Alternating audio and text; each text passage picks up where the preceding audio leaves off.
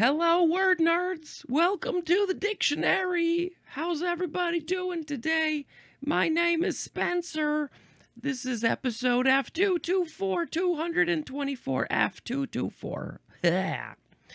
I have a little coincidence to tell you about. Last night, we watched a movie with lots of British people, and I'm doing a very accurate British accent.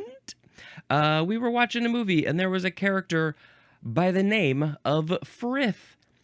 And I said to Sharon, I just recorded this morning the episode for the podcast for the dictionary with the word Frith. And she said, oh, what does it mean? And I said, I don't remember. But I just recorded that yesterday, and that the synonym is estuary. So I guess if I would be a very good person, I shall look up estuary.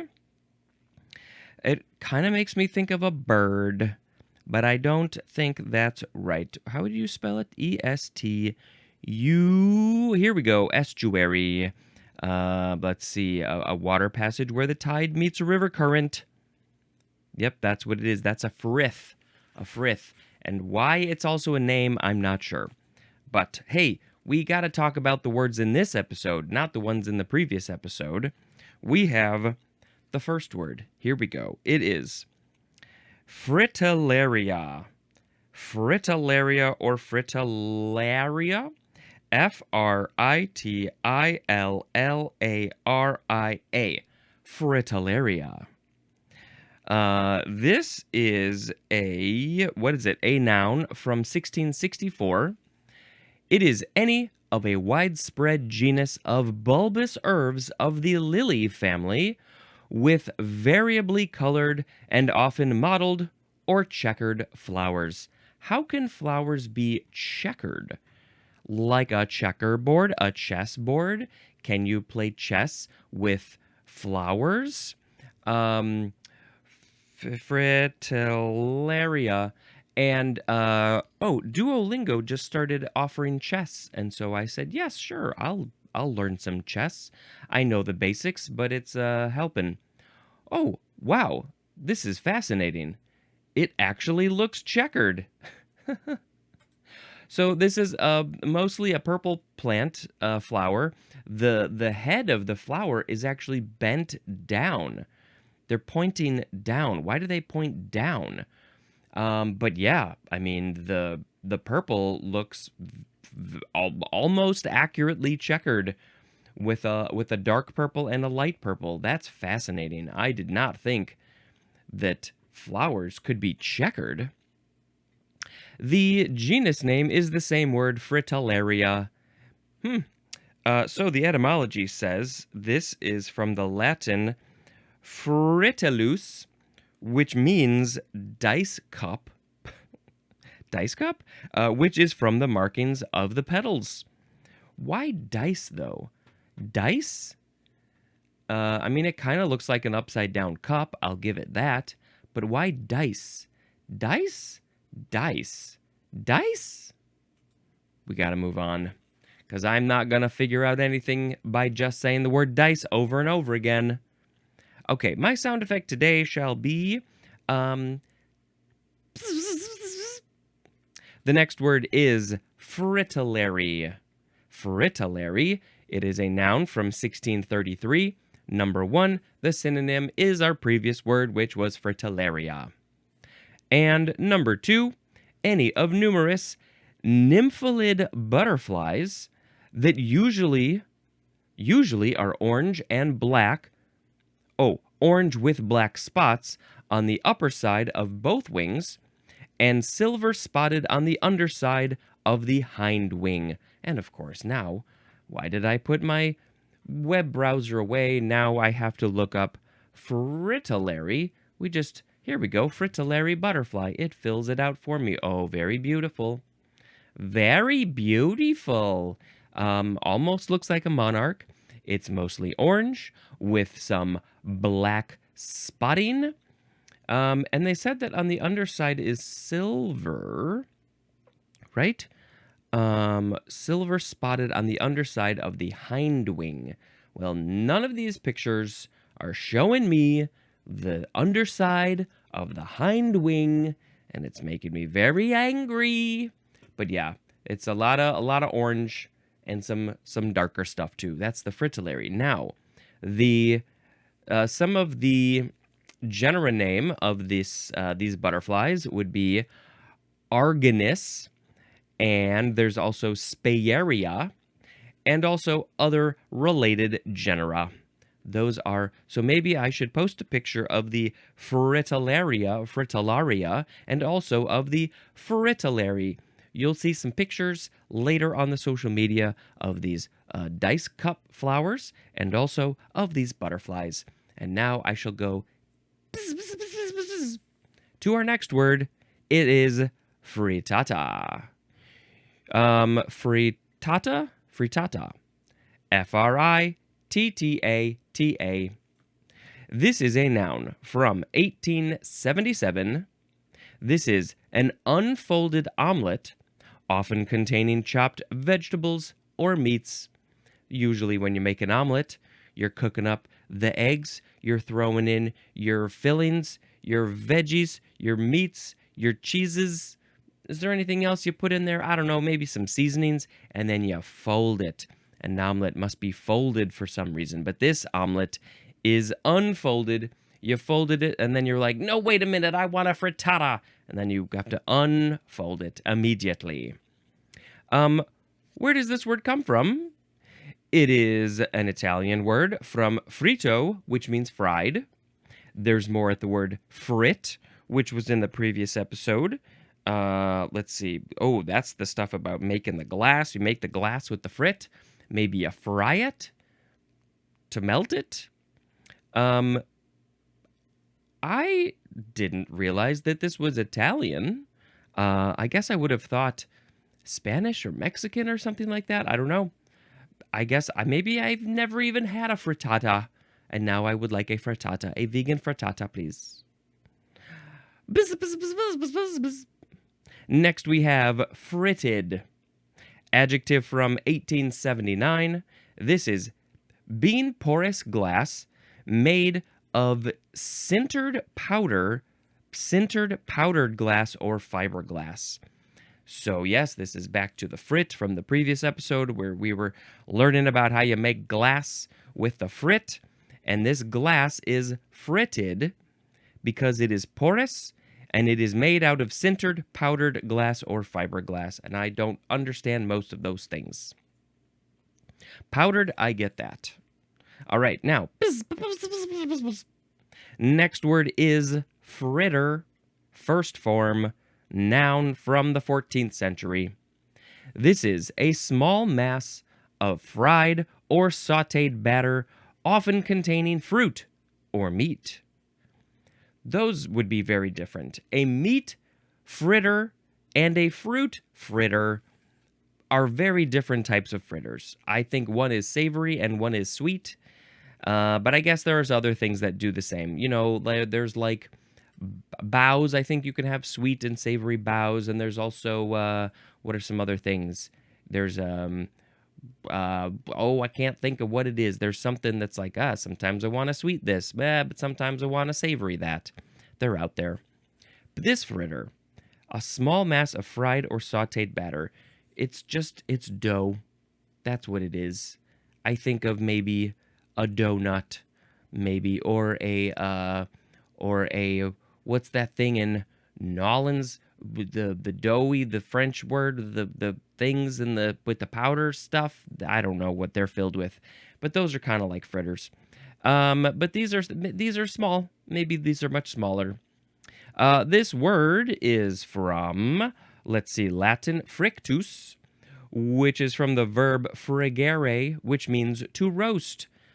But you don't roast them, you fry them or sauté them. So I don't really know why they're using the word roast here. But of course, now I'm going to look up pictures of fritters. Yep, lots of different types. Ooh, some of those look glazed. Ooh, there's apple fritters, corn fritters, zucchini, parmesan fritters, corned beef fritters, pineapple fritters, spicy sweet corn fritters, pear fritters, butternut squash fritters, sweet potato fritters. There's a lot of apple and corn. Crispy potato fritters. That's, yep, okay. And they come in all different sorts of shapes and sizes. Most of them are these sort of weird bulbousy shapes. Wow, that one's pretty big. That looks like a donut size, but most of these I think are small. Some of them are sort of flattened. Depends on how you want to make them. These ones look very round. I want some fritters now. I want all sorts of fritters. Banana fritter. Can I take this banana and turn it into a fritter? I think I need some dough. All right. Now we have the second form of fritter, which is a noun from 1728, starting with transitive. Number 1, to spend or waste bit by bit on trifles, or without commensurate return. This is usually used with the word away, fritter away. Oh, I don't fritter away my day. I just don't do it. I fill up my day with so many things. Maybe I fill up my belly with fritters, and to give me the energy that I need to get through the day so I don't fritter away the day. No, I could never do that. But sometimes it sure feels good. Oh, every once in a while, just take a day to fritter away. That's what I say. Teehee. Spending or wasting bit by bit, little bit, maybe the size of a fritter, just every little bit. You're like, there's a fritter, I'm tossing it away. Don't throw away the fritters. Number 2 is to break into small fragments. So maybe that's why we call the fritters that you eat the fritters, because you're making just little pieces of this dough. You're breaking it apart, and then you're frying them, sautéing them, maybe even roasting them. Intransitive, the synonyms are dissipate and dwindle. So something is being frittered away. Maybe the day is dissipating, dwindling. Oh, the day is dwindling away. You haven't done anything. You're still in your pajamas. You're still laying in bed. You're still playing Candy Crush. You're still watching movies. Oh, see, yeah, I would want to do that. Just frittering away the day, watching movies all day. Yes, please, and thank you. Fritterer. That is a noun. I think that is the person who is frittering the day, frittering something away. Also, the person making the fritters. It says this word is from fritter, but it doesn't say what language, which means maybe fragment or shred. That's what it is. Next, we have frito misto. Frito misto. 2 words. Fritto. Second word, misto. This is a noun from 1903. It is small morsels of meat, seafood, or vegetables coated with batter and deep fried. Well, this pretty much seems like this is where we got fritters from. Doesn't it seem like that? I think it seems like that. Frito misto. This is Italian, and it literally means mixed fried, and then in parentheses it says food. Mixed fried food. Maybe you're mixing all your stuff together, and then you break it up into pieces, into fragments, into fritters, and then you fry it deeply. You have to deep fry your frito misto. Well, I want to try this. Please give me the vegetable version, the vegan version of this, and I shall eat it. Thank you very much. But it doesn't say anything about sweet frito misto. Maybe they're only savory. Next is fritz. Fritz. Noun from 1902. This is a state of disorder or disrepair, and it is used in the phrase on the fritz. Oh, that phrase, the phrase when you say on the fritz phrase. It's on the fritz. It's on a state of disorder or disrepair. The TV's on the fritz. The computer's on the fritz. My brain is on the fritz. Is this the only context we use this word in? Fritz? Putting on the fritz. Hey, putting it on the fritz? Okay, get it? Yeah, it's a good one. Yeah, I guess I can't think of any other context where we use fritz. It's fritzing out. Yeah, I'm fritzing out, man. This etymology says the origin of this is unknown. Nobody knows where this word came from. Some TV repairman came in and he was like, hey, your TV's on the fritz. I can't do anything about it. It's too complicated for me. And I fix TVs. That's fritz. Okay. Pss, pss, pss, pss. Next we have frivol. Frivol. Frivol.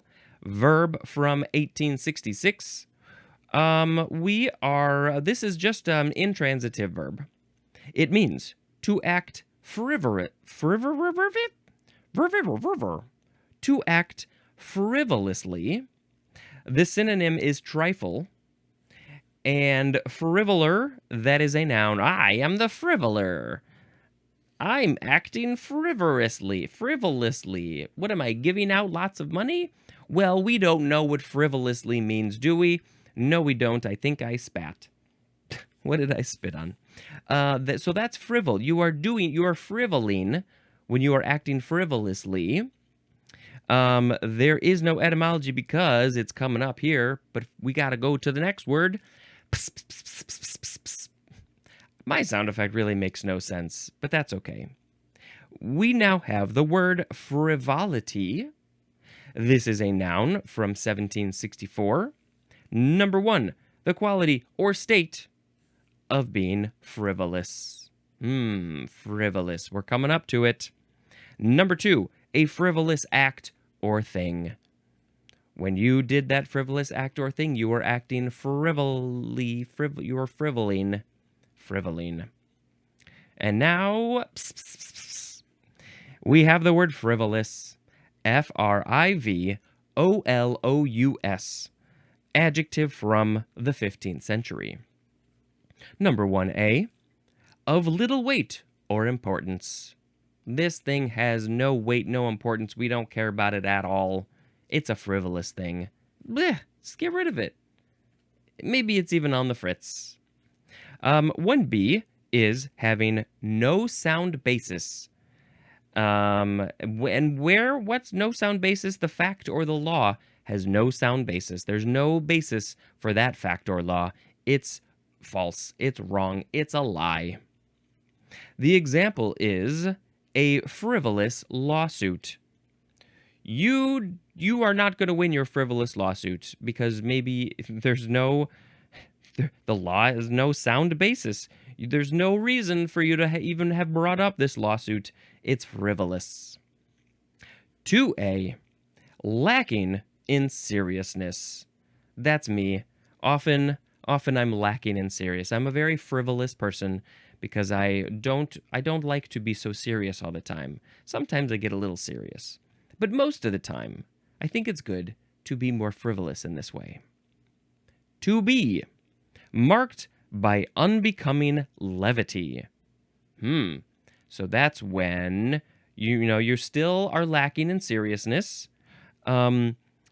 Marked by unbecoming levity. So that's levity where you're trying to, bring up the situation, bring some levity to the situation, some happiness, some comedy maybe. Maybe it is a very serious situation and you're trying to lighten the situation, but it's unbecoming. Oh, that's unbecoming on you. That's not very good. You shouldn't be doing that. It's not looking good for you. That's very frivolous when you did that. Interesting. It's very judgy. Frivolously is an adverb, and frivolousness is a noun. So where does this word come from? Do we have etymology? Kinda. It's a Latin word, frivolus. That would be a V, which they pronounce as a W. And I'm now going to look up, does Google Translate have Latin? I think it does. I gotta scroll through. Here we go. Latin. Frivolous. Frivolous. It means frivolous. That's it. I feel like there should be more. Is that connected to another Latin word? I don't know what it would be. Frivolous. Maybe we'll find something later. I don't know. Now we have the word frizz. Frizz or ZZ. Double Z. Maybe that's how the British people spell it. FRIZZ. This is the first form. It is the verb form from 1660, starting with transitive. To form into small, tight curls.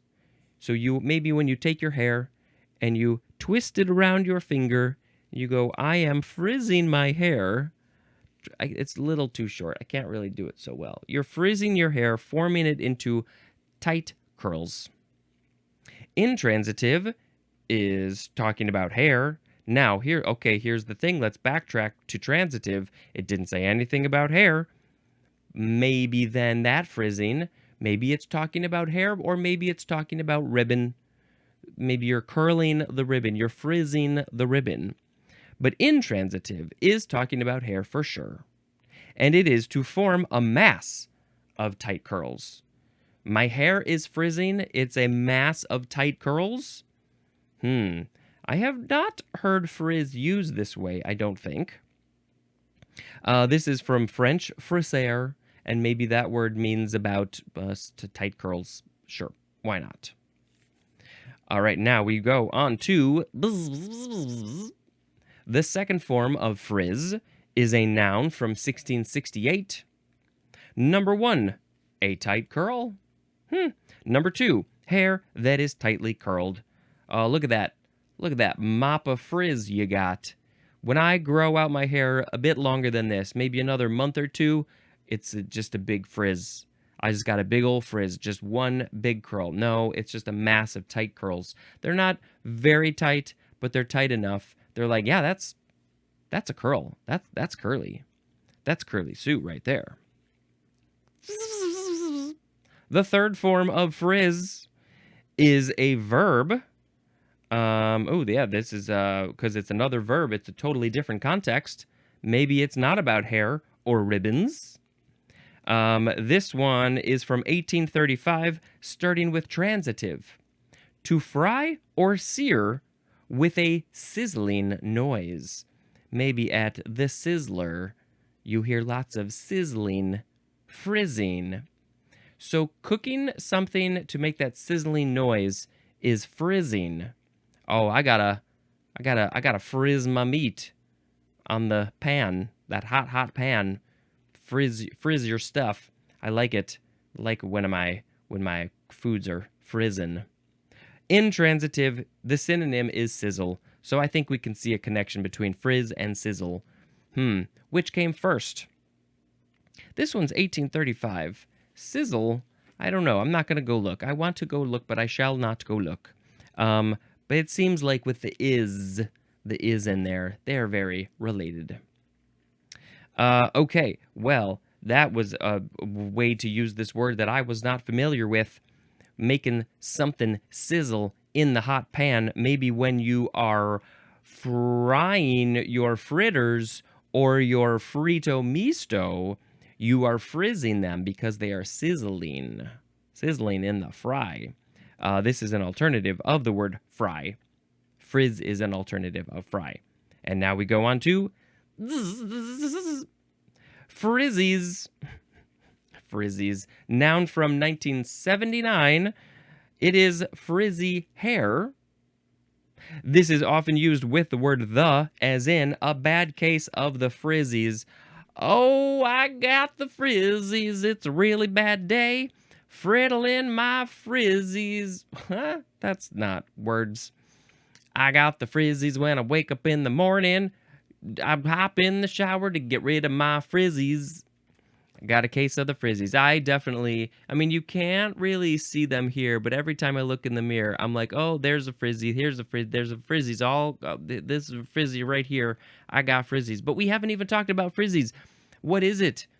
based on what we've read so far, frizzies could be just curls in your hair. That's it. But I think there's something different. I think there's more to this word than meets the eye. All right, so that's frizzies from 1979. Now we have the word frizzle. Frizzle. First form verb from 1573. The synonyms are frizz and curl. So clearly this word just came from curl. But now, okay, what did we have? We had the French frisser, which I'm sure is not at all how they pronounce that word. And we are going to look up what is the definition, what is the translation, I should say, of the French word frisser. Oh, it literally just means curl. Yep, that is what I was suspecting, and I'm glad that I confirmed that with myself. So, frizzle, the first form of frizzle, is the action of frizzing, curling, and oh, look at the etymology. Probably akin to the old Frisian, frizzle, which means curl, and maybe the French word came from the old Frisian. Possibly, maybe. They're very close to each other, so it's possible. Now we have the second form of frizzle, noun from 1613. It is a crisp curl. Maybe your curly fries, your Frenchy curly fries, could be frizzles when they're cooked real crispy, which is how I like them. And I got a crisp curl fry here. I got a frizzle fry. Ooh, should we call them frizzle fries? The curly fries, I think, should be frizzle fries. That's kind of a thing I think that needs to happen now. The third form of frizzle is a verb from the 1813. We are starting with transitive. Number 1, to fry until crisp and curled. Now this is related, similarly related to the third form of frizz. The third form of frizz was about sizzling your food, and the third form of frizzle, also frying, cooking your food until it is crisp and curled. What are you cooking that curls up? Maybe bacon, kinda? I don't know. There's probably something else. What are you cooking that gets curled? What are you frizzling? Frizzling and sizzling. My bacon is frizzling and sizzling. Number 2, the synonyms are burn and scorch. That seems like you've gone a little too far. You have frizzled your food. You frizzled your food when you were trying to cook it correctly and you did it too much. You frizzled it. Intransitive is to cook with a sizzling noise. That's what it's all about. That's what this verb is all about, because it's from fry plus sizzle. That's where it came from. Frizz came from frizzle, which is fry plus sizzle. When you're frying something so good it's sizzling, it's frizzling. Why have I not heard this? Who is not saying this to me? It's from the 1800s, though. All right, we got to go to our very last word. It is also the last FRI word. Sad to see that section go, but everything ends. It's the word frizzy. Adjective from circa 1864. It's talking about hair, and it means not smooth and neat, because individual shafts are variably wavy and do not align together. Interesting definition. Some shafts of hair are wavy at different variations, different types of waves. And when they are not all together in the same wavy pattern, then they are frizzy. Your hair is frizzy. Because yes, some of my hair is going in certain directions, but then how does my hair go? Others are just sticking out. That's what I think of. They're just sticking out, and because they're not matching the other ones. They're frizzy. When you're out, you got the right kind of hair, and you're out in the humidity, your hair might get frizzy. Especially if you got the curly hair, then it might be like, oh, wow, that's some frizzy hair. All right. Anything else about frizzy? Frizziness is a noun, and I often have the frizziness in my hair, not the curls. That's the thing. How did this one become about the hair not being smooth and neat, but the other one, Frizz, was all about the curls? Is it like if it's frizzy, it's kind of wavy and curly, but isn't it different? I don't know. Interesting how it went. All of those things were about curling or sizzling, and then finally we got to something that I was familiar with. All right. I need to pick a word of the episode. So today we had fritillaria, fritillary, frittata, fritted, fritter, frito misto, fritz, frivol, frivolity, frivolous, frizzles, no, sorry, frizzies, frizzle, frizzy, frizz, frizzies, frizzle, frizzy. Which one am I going to pick? I don't know. It might be one of these double Z words. Anything else? Let's just pick frizzy as the word of the episode, because when you're out in the humidity, your hair might get kind of frizzy. Done. Cut it. Print it. That's the end of that song. Frizzy is the word of the episode. And now I shall tell you about a movie, because we love movies. Let's see. Oh, the next movie I watched was The Phoenician Scheme. And, there's a lot going on. It's very Wes Anderson-y. Well, what to say? I remember, because I don't remember it great, but I do remember that the scheme is very confusing, but what I think is that you don't really need to understand the scheme, because they never really explain it. I don't think it was ever explained. I don't think that they ever give you like explicit information about what the scheme is. You just need to know that there is a scheme. And it's very complicated, but that doesn't take away from my enjoyment of, I guess, the Wes Anderson-ness of the whole thing. Everything is very symmetrical, and all the camera moves are very either left to right or up to down, and, I appreciate it. It's a movie that I will probably need to see again at some point.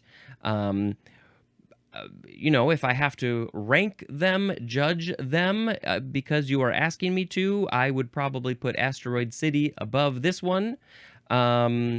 Maybe some others. I'd have to rewatch them all, Maybe when Wes Anderson dies, I will watch all of his movies in order and come up with a final ranking. But at the moment, I will not do that.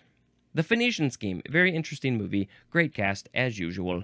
As usual, Wes Anderson has a great cast. This has been Spencer dispensing information. Goodbye.